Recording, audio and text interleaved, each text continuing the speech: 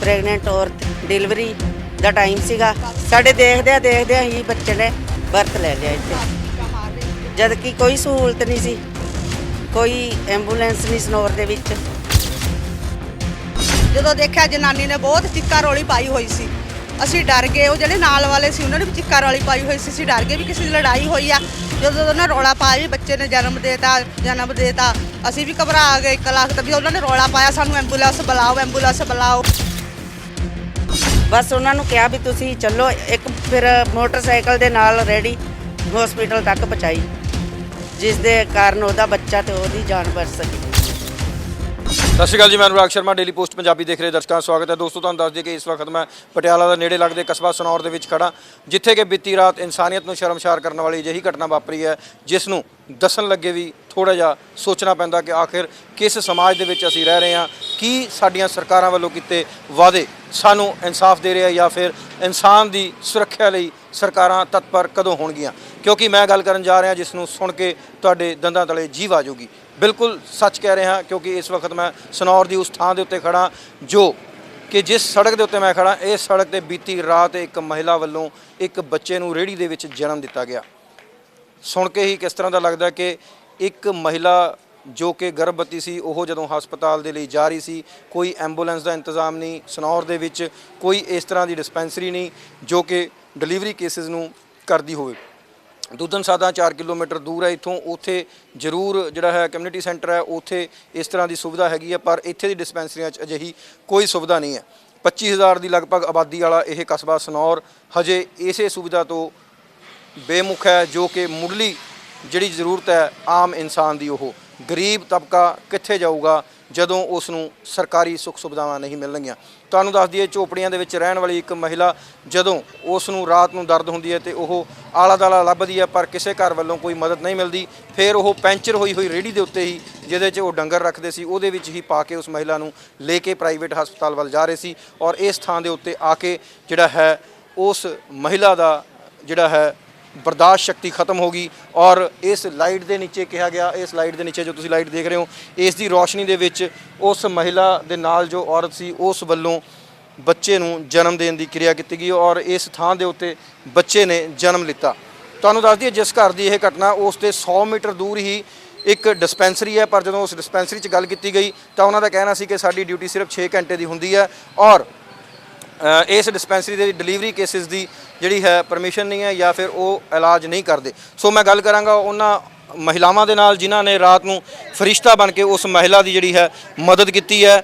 ਰਾਤ ਜੇਕਰ ਇਹ ਲੋਕ ਨਾ ਹੁੰਦੇ ਤਾਂ ਉਸ ਮਹਿਲਾ ਦਾ ਜਾਂ ਉਸ ਬੱਚੇ ਦਾ ਕੀ ਹੁੰਦਾ ਜੋ ਇਸ ਵਕਤ ਸੁੱਖ ਦੇ ਸਾਹ ਲੈ ਰਿਹਾ, ਕਿਉਂਕਿ ਇਹਨਾਂ ਨੇ ਰਾਤ ਨੂੰ ਦਰਵਾਜ਼ੇ ਖੋਲ੍ਹੇ ਤੇ ਉਸ ਪਰਿਵਾਰ ਦੇ ਲਈ ਆਪਣੀ ਮਦਦ ਜਿਹੜੀ ਹੈ ਜਿੰਨੀ ਕਰ ਸਕਦੇ ਸੀ ਓਨੀ ਮਦਦ ਕੀਤੀ। ਕੀ ਨਾਮ ਹੈ ਜੀ ਤੁਹਾਡਾ? ਜਤਿੰਦਰ ਕੌਰ। ਰਾਤ ਦੀ ਘਟਨਾ ਬਾਰੇ ਦੱਸੋ ਕਿ ਕੀ ਘਟਨਾ ਵਾਪਰੀ ਇੱਥੇ? ਰਾਤ 1:45 ਵਜੇ ਦਾ ਟਾਈਮ ਸੀਗਾ। ਇੱਥੇ ਕਾਫੀ ਸ਼ੋਰ ਸ਼ਰਾਬਾ ਹੋ ਰਿਹਾ ਸੀਗਾ।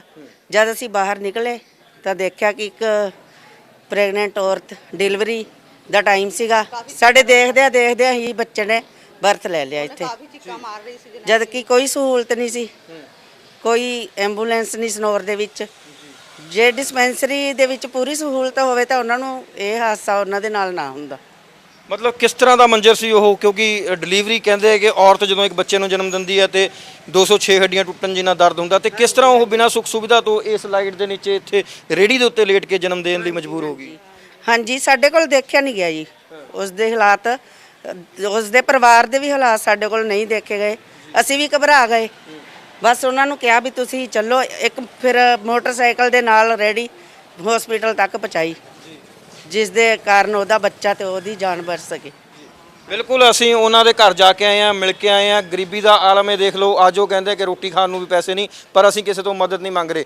ਪਰ ਅਸੀਂ ਇਹ ਵੀ ਕਹਿ ਦਈਏ ਕਿ ਉਸ ਮਹਿਲਾ ਨੇ ਆਪਣਾ ਦੁੱਖ ਜਿਹੜਾ ਹੈ ਚਾਹੇ ਹੱਸਦੇ ਹੱਸਦੇ ਦੱਸਿਆ। ਕਾਰਨ ਕੀ ਸੀ ਕਿ ਉਹਨਾਂ ਦਾ ਬੱਚਾ ਜੋ ਲੜਕਾ ਨੇ ਜਨਮ ਲਿੱਤਾ ਉਹ ਠੀਕ ਹੈ ਤੇ ਉਹਨਾਂ ਦੀ ਨੂੰਹ ਵੀ ਜਿਹੜੀ ਹੈ ਉਹ ਬਿਲਕੁਲ ਠੀਕ ਹੈ। ਪਰ ਅਸੀਂ ਗੱਲ ਕਰਦੇ ਹਾਂ ਉਸ ਸਰਕਾਰ ਦੇ ਨਾਲ ਕਿ ਕਿੱਥੇ ਹੈ ਉਸ ਸਰਕਾਰ ਦੇ ਵਾਅਦੇ ਜੋ ਕਹਿੰਦੇ ਆ ਕਿ ਅਸੀਂ ਹਰੇਕ ਵਿਅਕਤੀ ਨੂੰ ਸੁਰੱਖਿਆ ਮੁਹੱਈਆ ਕਰਾਉਂਦੇ ਹਾਂ, ਸਿਹਤ ਮੁਹੱਈਆ ਕਰਾਉਂਦੇ ਹਾਂ, ਸਿਹਤ ਸਹੂਲਤਾਂ ਦਿੰਦੇ ਹਾਂ। ਅੱਜ ਇਸ ਕਸਬੇ ਦੇ ਜੋ ਕਿ ਬਹੁਤ ਪਿਛੜਿਆ ਵਰਗ ਨਹੀਂ ਹੈ, ਇਸ ਥਾਂ ਦੇ ਉੱਤੇ ਸੜਕਾਂ ਦੇ ਉੱਤੇ ਰੇੜੀਆਂ ਤੇ ਔਰਤਾਂ ਨੂੰ ਬੱਚੇ ਜਨਮ ਦੇਣੇ ਪੈ ਰਹੇ ਆ। ਕਿੱਥੇ ਗਈ ਉਹ ਸਾਰੀਆਂ ਗੱਲਾਂ ਜੋ ਕਿ ਵੱਡੇ ਵੱਡੇ ਲੀਡਰ ਚੀਕ ਕੇ ਮਾਈਕਾਂ ਦੇ ਉੱਤੋਂ ਵੋਟਾਂ ਮੰਗਣ ਲਈ ਬੋਲਦੇ ਆ ਕਿ ਅਸੀਂ ਹਰ ਵੇਲੇ ਜਿਹੜਾ ਹੈ ਸੁਰੱਖਿਆ ਦੇ ਵਿੱਚ ਆ, ਸੇਵਾ ਦੇ ਵਿੱਚ ਆ।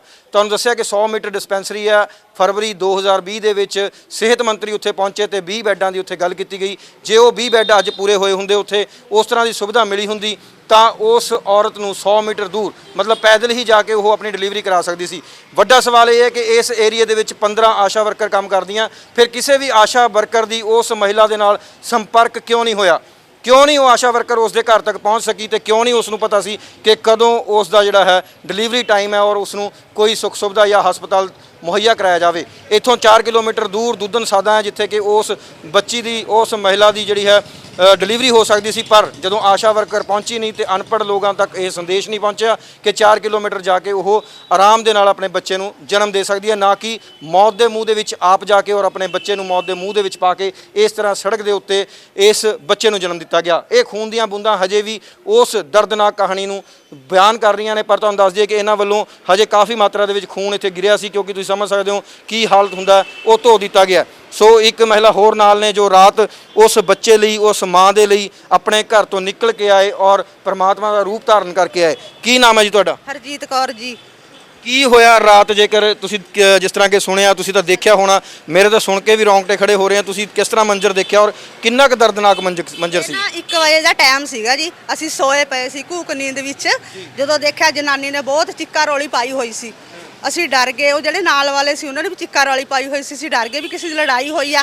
ਜਦੋਂ ਉਹਨਾਂ ਰੌਲਾ ਪਾਇਆ ਵੀ ਬੱਚੇ ਨੇ ਜਨਮ ਦੇਤਾ, ਅਸੀਂ ਵੀ ਘਬਰਾ ਗਏ 1 ਲੱਖ ਤਾਂ ਵੀ ਉਹਨਾਂ ਨੇ ਰੌਲਾ ਪਾਇਆ ਸਾਨੂੰ ਐਂਬੂਲੈਂਸ ਬੁਲਾਓ। ਅਸੀਂ ਕਿਹਾ ਵੀ ਜਾਂਦੇ ਜਾਂਦੇ ਕਦੋਂ ਐਂਬੂਲੈਂਸ ਆਏਗੀ, ਉਦੋਂ ਤੱਕ ਤਾਂ ਕੁਝ ਵੀ ਹੋ ਸਕਦਾ। ਇਹ ਫਿਰ ਸਾਡੇ ਨਾਲ ਦੇ ਗਵਾਂਢੀ ਮੁੰਡੇ ਨੇ ਉਹਨੂੰ ਫਟਾਫਟ ਲੈ ਕੇ ਗਏ, ਮੋਟਰਸਾਈਕਲ ਤੇ ਨਾਲ ਧੱਕਾ ਲਾਇਆ ਰੂਪ ਰਾਏ ਦੀ ਦੁਕਾਨ ਤੇ ਹਸਪੀਟਲ 'ਚ। ਉੱਥੇ ਜਾ ਕੇ ਉਹਦਾ ਔਲ ਕੱਟੀ ਤੇ ਬੱਚੇ ਨੂੰ ਫਿਰ ਉਹਨਾਂ ਨੇ ਸੰਭਾਲਿਆ ਤੇ ਤਾਂ ਉਹ ਵਿਚਾਰੇ ਮਤਲਬ ਬੱਚਾ ਇੱਥੇ ਹੀ ਜਨਮ ਲੈ ਗਿਆ ਸੀ? ਹਾਂਜੀ ਹਾਂ ਜੀ, ਕਾਫੀ ਉਹਨੇ ਔਰਤ ਨੇ ਚੀਕਾ ਰੋਲੀ ਪਾਈ, ਬੱਚੇ ਨੂੰ ਜਨਮ ਦਿੱਤਾ ਜਦੋਂ, ਤਾਂ ਵੀ ਅਸੀਂ ਵੀ ਘਬਰਾ ਗਏ। ਅਸੀਂ ਵੀ ਘਬਰਾ। ਸੋ ਇੱਥੇ ਇਹ ਵੀ ਗੱਲ ਕਹਿ ਸਕਦੇ ਆ, ਜਾਕੋ ਰਾਖੇ ਸਾਈਆਂ ਮਾਰ ਸਕੇ ਨਾ ਕੋਈ। ਜਿਸ ਦੀ ਮਦਦ ਪ੍ਰਮਾਤਮਾ ਕਰ ਰਿਹਾ, ਰੱਬ ਕਰ ਰਿਹਾ, ਉਸ ਨੂੰ ਕੁਝ ਨਹੀਂ ਹੋ ਸਕਦਾ, ਉਸ ਦਾ ਬਾਲ ਬਾਂਗਾ ਨਹੀਂ ਹੋ ਸਕਦਾ। ਪਰ ਸਵਾਲ ਤਾਂ ਸਰਕਾਰਾਂ ਤੇ ਖੜਾ ਹੁੰਦਾ ਹੈ ਕਿ ਉਹ ਸਰਕਾਰਾਂ ਕੀ ਕਰਦੀਆਂ ਨੇ, ਉਹਨਾਂ ਦੇ ਦਾਅਵੇ ਕਿੱਥੇ ਨੇ ਜੋ ਵੱਡੇ ਵੱਡੇ ਦਾਅਵੇ ਕੀਤੇ ਜਾਂਦੇ ਆ। ਅੱਜ ਵੀ ਜੇਕਰ ਕੋਈ ਲੀਡਰ ਕਿਸੇ ਥਾਂ ਤੇ ਇਕੱਠਾ ਹੁੰਦਾ ਤੇ ਉਹ ਬੜਾ ਠੋਕ ਕੇ ਗੱਲ ਕਰਦਾ ਹੈ ਕਿ ਅਸੀਂ ਜੀ ਹਰੇਕ ਸੁੱਖ ਸੁਵਿਧਾ ਦੇ ਰਹੇ ਹਾਂ। ਸੋ ਸਨੌਰ ਸੀਐਮ ਸਿਟੀ ਤੋਂ ਮਹਿਜ਼ 8 ਕਿਲੋਮੀਟਰ 9 ਕਿਲੋਮੀਟਰ ਦੂਰੀ ਦੇ ਉੱਤੇ ਸਥਿਤ ਹੈ ਸਨੌਰ, ਔਰ ਇਸ ਥਾਂ ਤੋਂ 20 ਜੇਕਰ 500 ਮੀਟਰ ਦੂਰੀ ਤੇ ਹੈ ਡਿਸਪੈਂਸਰੀ, ਔਰ ਉਹਨਾਂ ਦੇ ਘਰ ਤੋਂ 100 ਮੀਟਰ ਦੀ ਦੂਰੀ ਤੇ ਉਹ ਡਿਸਪੈਂਸਰੀ ਜਿਸ ਨੂੰ ਅਪਗ੍ਰੇਡ ਕਰਨ ਦੀ ਗੱਲ ਕੀਤੀ ਗਈ ਸੀ, ਜਿਸ ਨੂੰ ਕਿਹਾ ਗਿਆ ਸੀ ਕਿ ਇਸ ਨੂੰ ਕੁਝ ਮਹੀਨਿਆਂ ਦੇ ਵਿੱਚ ਹੀ ਅਪਗ੍ਰੇਡ ਕਰ ਦਿੱਤਾ ਜਾਏਗਾ ਔਰ 20 ਬੈੱਡਾਂ ਦੀ ਸੁਵਿਧਾ ਉੱਥੇ ਮੁਹੱਈਆ ਕਰਾਈ ਜਾਏਗੀ। ਪਰ ਉਸ ਦਾ ਆਲਮ ਤੁਹਾਨੂੰ ਦਿਖਾਇਆ ਹੀ ਹੈ ਕਿ ਉਸ ਦੇ ਵਿੱਚ ਇੱਕੋ ਹੀ ਡਾਕਟਰ ਹੈ ਜੋ ਕਿ 6 ਘੰਟੇ ਡਿਊਟੀ ਦਿੰਦੀ ਹੈ ਔਰ ਸਫਾਈ ਦਾ ਉੱਥੇ ਨਾ ਮਾਤਰ ਪ੍ਰਬੰਧ ਹੈ। ਉੱਥੇ ਤਾਂ ਸਹੀ ਬੰਦਾ ਜਾ ਕੇ ਵੀ ਬਿਮਾਰ ਹੋ ਸਕਦਾ। ਇਸ ਤਰ੍ਹਾਂ ਦੀ ਹਾਲਤ ਹੈ ਉਸ ਦੇ ਬਾਥਰੂਮਾਂ ਦੀ, ਉਸ ਦੇ ਗਰਾਊਂਡ ਦੀ, ਉਸ ਦੇ ਪਾਰਕ ਦੀ, ਉਸ ਦੀ ਇਮਾਰਤ ਦੀ। ਸੋ ਐਸਐਮਓ ਨਾਲ ਗੱਲ ਹੋਈ ਹੈ, ਉਹਨਾਂ ਦਾ ਕਹਿਣਾ ਇਹ ਹੈ ਕਿ ਅਸੀਂ ਕੱਲ੍ਹ ਨੂੰ ਦੇਖ ਕੇ ਦੱਸਾਂਗੇ ਕਿ ਉਹ ਜਿਹੜੀ ਗੱਲ ਕੀਤੀ ਗਈ ਸੀ 20 ਬੈੱਡਾਂ ਦੀ ਤੇ ਉਹ ਕਿੱਥੇ ਤੱਕ ਪਹੁੰਚੀ ਹੈ। ਖੈਰ ਇਹ ਵੀ ਕਿਹਾ ਜਾਊਗਾ ਕਿ ਲੋਕਡਾਊਨ ਲੱਗਿਆ ਹੋਇਆ ਸੀ, ਇਸ ਕਰਕੇ ਸ਼ਾਇਦ ਇਹ ਕੰਮ ਨਹੀਂ ਹੋ ਪਾਇਆ। ਪਰ ਅੱਜ ਉਸ ਮਹਿਲਾ ਨੂੰ ਜਵਾਬ ਚਾਹੀਦਾ ਜ਼ਰੂਰ ਜਿਸ ਨੇ ਇਸ ਸੜਕ ਦੇ ਉੱਤੇ ਇੱਕ ਬੱਚੇ ਨੂੰ ਜਨਮ ਦਿੱਤਾ। ਸੋ ਤੁਸੀਂ ਵੀ ਮਹਿਲਾ ਹੋ, ਮਾਂ ਹੋ, ਕੀ ਲੱਗਦਾ ਕਿ ਇਹ ਕਿੰਨਾ ਕੁ ਅੱਛਾ ਕੰਮ ਹੋਇਆ ਜਾਂ ਕਿੰਨਾ ਕੁ ਖਤਰੇ ਵਾਲਾ ਕੰਮ ਸੀ? ਇਹ ਬਹੁਤ ਜ਼ਿਆਦਾ ਖਤਰੇ ਵਾਲਾ ਕੰਮ ਸੀ ਜੀ। ਉਸਦੇ ਬੱਚੇ ਦੀ ਵੀ ਜਾਨ ਜਾ ਸਕਦੀ ਸੀ, ਮਾਂ ਦੀ ਵੀ ਜਾਨ ਜਾ ਸਕਦੀ ਸੀ ਇਸ ਹਾਦਸੇ ਵਿੱਚ। ਬਹੁਤ ਡਰ ਲਿਆ ਸੀ ਕਿਵੇਂ ਲੈ ਕੇ ਜਾਣਗੇ ਬੱਚੇ ਨੂੰ ਇਹ, ਕਿਉਂ ਜਦੋਂ ਬੱਚਾ ਇੱਥੇ ਜਨਮ ਦੇ ਚੁੱਕਿਆ ਤਾਂ ਉੱਥੇ ਲਿਜਾਣਾ ਕਿੰਨੀ ਦੂਰ, ਕਿਵੇਂ ਬੱਚੇ ਨੂੰ ਪਕੜ ਕੇ ਬੈਠੀ ਰੇੜੀ ਦੇ ਉੱਤੇ, ਤਾਂ ਉਹ 2 ਜਾਣੀਆਂ ਨੂੰ ਰੇੜੀ ਤੇ ਬਿਠਾ ਕੇ ਹਸਪੀਟਲ ਪਹੁੰਚਾਇਆ ਜੀ। ਦੇਖ ਲਓ ਕਿ ਬਿਨਾ ਔਲ ਕੱਟਿਆ ਇੱਕ ਔਰਤ ਬੱਚਾ ਸਾਂਭਿਆ, ਇੱਕ ਮਾਂ ਸੀਗੀ, ਇੱਕ ਨੇ ਮਾਂ, ਤਾਂ ਉਸ ਨੂੰ ਹਸਪੀਟਲ ਪਹੁੰਚਾਇਆ। ਕਿੰਨੇ ਕਿਲੋਮੀਟਰ ਹੈ ਇੱਥੋਂ ਹਸਪਤਾਲ? 1.5 ਕਿਲੋਮੀਟਰ ਹੋਣਾ, 1.5 ਕਿਲੋਮੀਟਰ। ਹਾਂਜੀ, ਬਿਨਾਂ ਡਾਕਟਰ ਤਾਂ ਉਹਨੇ ਬੱਚੇ ਨੂੰ ਜਨਮ ਦਿੱਤਾ ਜੀ। ਦੇਖੋ ਕਿੰਨੀ ਵੱਡੀ ਉਹ ਹੈ ਹਨਾ, ਨੇ ਕੋਈ ਕੋਲੇ ਨਹੀਂ ਸੀਗਾ। ਉਹ ਵੀ ਵਿਚਾਰੀ ਜਿਹੜੇ ਸੱਸ ਮਾਂ ਸੀ ਉਹ ਵੀ ਅਣਜਾਣ ਹੀ ਹੈ, ਉਹਨਾਂ ਨੂੰ ਕੀ ਪਤਾ ਕੋਈ ਸਹਾਈ ਹੋਇਆ ਉਸ ਟਾਈਮ ਜੀ ਜਿਹੜਾ। ਬਿਲਕੁਲ, ਪ੍ਰਮਾਤਮਾ ਤਾਂ ਹਰੇਕ ਜਗ੍ਹਾ ਸਹਾਈ ਹੁੰਦਾ। ਪਰ ਮੈਂ ਤੁਹਾਨੂੰ ਦੱਸਦਾ ਕਿ ਇਸ ਥਾਂ ਦੇ ਉੱਤੇ ਇੱਕ ਮਹਿਲਾ ਜਨਮ ਦਿੰਦੀ ਹੈ ਇੱਕ ਬੱਚੇ ਨੂੰ, ਜੋ ਕਿ ਇੱਥੋਂ 1.5-2 ਕਿਲੋਮੀਟਰ ਦੇ ਹਸਪਤਾਲ ਹੈ, ਪ੍ਰਾਈਵੇਟ ਹਸਪਤਾਲ ਦੇ ਵਿੱਚ ਗਰੀਬ ਆਦਮੀ ਉਹਨਾਂ ਨੇ ਜਾਣਾ, ਜੋ ਰੇੜੀ ਤੇ ਲੈ ਕੇ ਜਾ ਰਹੇ ਹੋ ਤੁਸੀਂ ਸਮਝ ਸਕਦੇ ਹੋ ਕਿ ਕਿੰਨਾ ਕੁ ਉਹ ਅਮੀਰ ਹੋ ਸਕਦਾ। ਉਹ ਗਰੀਬ ਆਦਮੀ, ਉਸ ਔਰਤ ਨੇ ਬੱਚੇ ਨੂੰ ਜਨਮ ਦਿੱਤਾ ਸੜਕ ਦੇ ਉੱਤੇ। ਉਸ ਤੋਂ ਬਾਅਦ ਨਾਲਵਾ ਕੱਟਣਾ ਹੁੰਦਾ, ਗੇਲ ਜਿਸ ਨੂੰ ਕਹਿ ਰਹੇ ਆ ਨਾਲਵਾ ਕੱਟਣਾ ਹੁੰਦਾ ਤੇ ਉਹ ਨਹੀਂ ਕੱਟ ਪਾ ਰਹੀ ਸੀ ਕਿਉਂਕਿ ਉਹ ਅਣਜਾਣ ਸੀ, ਉਹ ਕੋਈ ਦਾਈ ਨਹੀਂ ਸੀ, ਨਾ ਹੀ ਕੋਈ ਨਰਸ ਸੀ, ਨਾ ਹੀ ਕੋਈ ਡਾਕਟਰ ਸੀ। ਉਹ ਸੱਸ ਸੀ ਉਸ ਔਰਤ ਦੀ ਜਿਸ ਨੇ ਬੱਚੇ ਨੂੰ ਜਨਮ ਦੇਣਾ ਸੀ। ਸੋ ਨਾਲਵਾ ਕੱਟਣਾ ਸੀ। ਸੋ ਉਸ ਰੇਹੜੀ ਦੇ ਵਿੱਚ ਜਿਸ ਨੇ ਬੱਚੇ ਨੂੰ ਜਨਮ ਦਿੱਤਾ ਉਹ ਔਰਤ, ਉਹ ਬੱਚਾ ਤੇ ਉਹ ਔਰਤ ਦੂਸਰੀ ਸੱਸ ਉਹਦੀ, ਜੋ ਕਿ ਉਸ ਬੱਚੇ ਨੂੰ ਹੱਥ 'ਚ ਫੜ ਕੇ ਨਾਲਵੇ ਸਮੇਤ ਇੱਥੋਂ 1.5 ਕਿਲੋਮੀਟਰ ਪਹੁੰਚੇ। ਆਲਮ ਇਹ ਸੀ ਕਿ ਰੇਹੜੀ ਵੀ ਪੈਂਚਰ ਸੀ। ਸੋ ਇਹਨਾਂ ਦੇ ਜਿਹੜੇ ਘਰ ਵਾਲੇ ਸੀ ਉਹਨਾਂ ਨੇ ਮੋਟਰਸਾਈਕਲ ਨੂੰ ਪਿੱਛੇ ਲਗਾਇਆ, ਪੈਰ ਲਗਾ ਕੇ ਫਟਾਫਟ ਹਸਪਤਾਲ ਦੇ ਪਹੁੰਚੇ ਤਾਂ ਜੋ ਉਸ ਮਾਸੂਮ ਦੀ, ਉਸ ਜੋ 1 ਮਿੰਟ ਦਾ ਬੱਚਾ ਸੀ, ਉਸ ਦੀ ਜਾਨ ਬਚ ਸਕੇ। ਸੋ ਉਸ ਦੀ ਜਾਨ ਬਚ ਗਈ ਹੈ, ਬਿਲਕੁਲ ਠੀਕ ਠਾਕ ਨੇ। ਉਹਨਾਂ ਦੇ ਘਰਦਿਆਂ ਨਾਲ ਗੱਲ ਹੋਈ ਹੈ, ਉਹਨਾਂ ਦਾ ਕਹਿਣਾ ਇਹ ਹੈ ਕਿ ਸਾਨੂੰ ਤਾਂ ਰੱਬ ਤੇ ਆਸਰਾ ਸੀ ਔਰ ਰੱਬ ਨੇ ਸਾਡੀ ਬਾਹ ਫੜੀ ਹੈ, ਹੁਣ ਸਾਨੂੰ ਕੋਈ ਦਿੱਕਤ ਨਹੀਂ ਹੈ। ਪਰ ਜੇਕਰ ਹਸਪਤਾਲ ਸਾਡੇ ਨੇੜੇ ਹੁੰਦਾ ਤੇ ਅਸੀਂ ਉੱਥੇ ਜਾ ਕੇ ਇਲਾਜ ਕਰਵਾ ਸਕਦੇ ਸੀ। ਬੜਾ ਵੱਡਾ ਸਵਾਲੀਆ ਨਿਸ਼ਾਨ ਹੈ ਕਿ ਸਰਕਾਰਾਂ ਕਿਸ ਤਰ੍ਹਾਂ ਦੀ ਸੁੱਖ ਸੁਵਿਧਾ ਇਨਸਾਨਾਂ ਲਈ ਮੁਹੱਈਆ ਕਰਵਾ ਰਹੀਆਂ ਜਦੋਂ ਇਸ ਤਰ੍ਹਾਂ ਮਾਵਾਂ ਨੂੰ, ਬੱਚਿਆਂ ਨੂੰ ਸੜਕਾਂ ਤੇ ਜਨਮ ਦੇਣਾ ਪੈ ਰਿਹਾ। ਇਹ ਹਜੇ ਕੋਈ ਪੁਰਾਣੀ ਗੱਲ ਨਹੀਂ ਕਰ ਰਿਹਾ, ਮੈਂ ਥੋੜ੍ਹੇ ਦਿਨ ਪੁਰਾਣੀ ਹੀ ਗੱਲ ਕਰ ਰਿਹਾ। ਇੱਕ ਹਸਪਤਾਲ ਦੀ ਪਾਰਕਿੰਗ ਦੇ ਵਿੱਚ ਇੱਕ ਮਾਂ ਨੇ ਬੱਚੇ ਨੂੰ ਜਨਮ ਦਿੱਤਾ ਸੀ। ਮੋਗਾ ਦੀ ਘਟਨਾ ਇਹ, ਇੱਕ ਹਸਪਤਾਲ ਦੇ ਬਿਲਕੁਲ ਬਾਹਰ ਉਸ ਦੀ ਪਾਰਕਿੰਗ ਦੇ ਵਿੱਚ ਜਨਮ ਦਿੱਤਾ ਸੀ। ਇਹ ਤਾਂ ਫਿਰ ਇੱਕ ਕਸਬਾ ਹੈ ਜਿੱਥੇ ਕਿ ਡਿਸਪੈਂਸਰੀ 100 ਮੀਟਰ ਤੇ ਸੀ, ਪਰ ਉੱਥੇ ਸੁਵਿਧਾ ਨਹੀਂ ਸੀ। ਇਸ ਕਰਕੇ ਉਹ ਗਰੀਬ ਲੋਕ ਪ੍ਰਾਈਵੇਟ ਹਸਪਤਾਲ ਵਿੱਚ ਲੈ ਕੇ ਜਾ ਰਹੇ ਸੀ। ਪ੍ਰਾਈਵੇਟ ਹਸਪਤਾਲ ਦਾ ਆਲਮ ਵੀ ਇਹ ਸੀ ਕਿ ਉਹ ਕਹਿੰਦੇ ਕਿ ਪਹਿਲਾਂ ਪੈਸੇ ਜਮ੍ਹਾਂ ਕਰਾਓ, ਜੇਕਰ ਪੈਸੇ ਨਹੀਂ ਜਮ੍ਹਾਂ ਕਰਾਓਗੇ ਤਾਂ ਸਵੇਰੇ ਥਾਣੇ ਪਹੁੰਚਾ ਦਾਂਗੇ ਤੁਹਾਨੂੰ। ਸੋ ਔਖੇ ਸੌਖੇ ਹੋ ਕੇ ਜਿਹੜਾ ਹੈ ਪੈਸੇ ਜਮ੍ਹਾਂ ਕਰਾਏ ਗਏ, ਉਹ ਠੀਕ ਜਿਹੜਾ ਹੈ ਬੱਚਾ ਮਿਲ ਗਿਆ ਤੇ ਅਗਲਿਆਂ ਨੂੰ ਦੁੱਖ ਨਹੀਂ ਹੁੰਦਾ। ਸੋ ਜਦੋਂ ਨਾਲ ਗਏ ਸੀ ਜੀ, ਹਸਪਤਾਲ ਵੱਲੋਂ ਪੈਸੇ ਦੀ ਮੰਗ ਕੀਤੀ ਗਈ। ਚਲੋ ਉਹਨਾਂ ਨੇ ਹੈਲਪ ਕੀਤੀ, ਉਹਨਾਂ ਦੀ ਬੱਚਾ ਵੀ ਸਾਂਭਿਆ, ਮਾਂ ਨੂੰ ਵੀ ਸਾਂਭਿਆ। ਉਹਨਾਂ ਨੇ ਥੋੜਾ ਡਰਾਵਾ ਦਿੱਤਾ ਕਿ ਤੁਸੀਂ ਪਹਿਲਾਂ ਤੁਰਨਾ ਸੀਗਾ। ਹਾਂਜੀ ਬਿਲਕੁਲ, ਉਹ ਪਹਿਲਾਂ ਤੁਰਦੇ ਤਾਂ ਸ਼ਾਇਦ ਹੋਰ ਜਿਹੜਾ ਆਸਾਨ ਹੋ ਜਾਣਾ ਸੀਗਾ ਜੀ। ਬਿਲਕੁਲ। ਸੋ ਇਹ ਵੱਡੀ ਗੱਲ ਹੈ ਕਿ ਚਲੋ ਉਹਨਾਂ ਨੇ ਉਸ ਨੂੰ ਸੰਭਾਲ ਲਿਆ ਔਰ ਬੱਚੇ ਨੂੰ ਜਿਹੜਾ ਉਹਦਾ ਨਾਲਵਾ ਸੀ ਉਹ ਕੱਟਿਆ ਤੇ ਬੱਚਾ ਸੁਰੱਖਿਅਤ ਹੈ, ਉਹਦੀ ਮਾਂ ਸੁਰੱਖਿਅਤ ਹੈ। ਪਰ ਮੈਂ ਫਿਰ ਵੀ ਇੱਕੋ ਸਵਾਲ ਆਮ ਜਨਤਾ ਨੂੰ, ਜੋ ਦਰਸ਼ਕ ਦੇਖ ਰਹੇ ਆ, ਉਹਨਾਂ ਨੂੰ ਵੀ ਪੁੱਛਣਾ ਚਾਹਾਂਗਾ ਕਿ ਆਖਿਰ ਅਸੀਂ ਕਿਸ ਸਮਾਜ ਦੇ ਵਿੱਚ ਰਹਿ ਰਹੇ ਹਾਂ ਔਰ ਕੀ ਸੁੱਖ ਸੁਵਿਧਾਵਾਂ ਸਾਡੀ ਸਰਕਾਰਾਂ ਸਾਨੂੰ ਮੁਹੱਈਆ ਕਰਵਾ ਰਹੀਆਂ ਜਿੱਥੇ ਕਿ ਇਸ ਤਰ੍ਹਾਂ ਸੜਕਾਂ ਦੇ ਉੱਤੇ ਬੱਚਿਆਂ ਨੂੰ ਜਨਮ ਲੈਣਾ ਪੈ ਰਿਹਾ। ਕੈਮਰਾਮੈਨ ਲਵਿਸ਼ ਦੇ ਨਾਲ ਅਨੁਰਾਗ ਸ਼ਰਮਾ, ਡੇਲੀ ਪੋਸਟ ਪੰਜਾਬੀ ਲਈ ਪਟਿਆਲਾ ਤੋਂ।